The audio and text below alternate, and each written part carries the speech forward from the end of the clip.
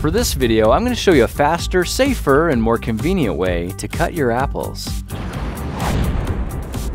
To start, turn your apples upside down. You can see the tops have a lot more surface area than the bottoms, so by putting them face down, they'll be a lot more stable when you cut them, meaning less chance you cut yourself instead.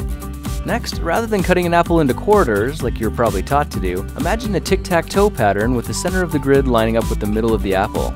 Cut along these imaginary lines, holding the pieces together firmly at the top as you do, and just like that, your fruit snack is completely sliced and ready to eat. The cool thing about this method is that by keeping the pieces together, it'll actually stay good for a surprising amount of time. I opened this one 3 hours later and you can see it's still in really great shape and ready to be eaten. So think about this. The next time you're packing a lunch, try snapping a rubber band around the outside and you'll have a healthy snack ready to go in an instant. The best part is you don't even need an extra baggie. Now if you're serving your apple snacks at home, here's a cool little trick to try with the corner pieces. Cut 3 diagonal slits across the apple slice in one direction, then spin it around and cut 3 more slits the same way so they meet near the bottom. With a flick of your fingers, you can offset the pieces to make a fun and decorative way to serve healthy snacks in a way that everyone will love.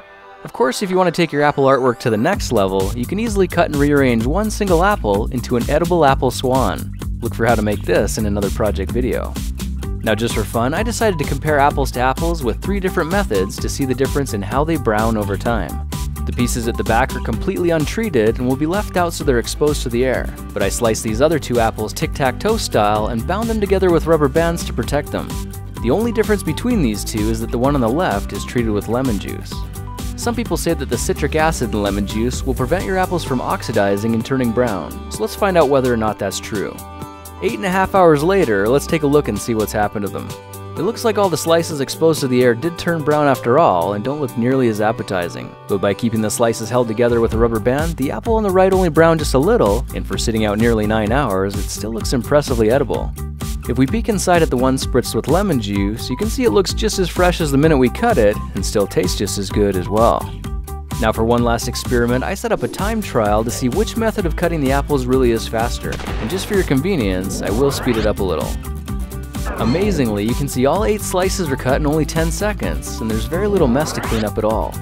On the other hand, it's nearly 5 times longer with the traditional technique, and there are chunks of apple core everywhere. Well, now you know a faster, safer, and more convenient way to cut your apples that'll not only save you time, but won't leave much of a mess for you to clean up later.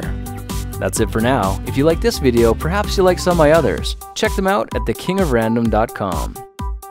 Hey guys, I hope you learned something new or at least saw something you liked. Thank you so much for watching and sharing my videos. That is exactly why you are the best. Now, if you're in the mood to see another project video, just click here to go back one or here to go forward. You can also see some of my other favorite projects by clicking on any of these. If clicking the screen isn't working, just look down in the description. I've put all the links down there as well, including links to some of my favorite playlists. Thanks again for watching, sharing, and supporting my videos, and I will see you in the next one. Talk to you then.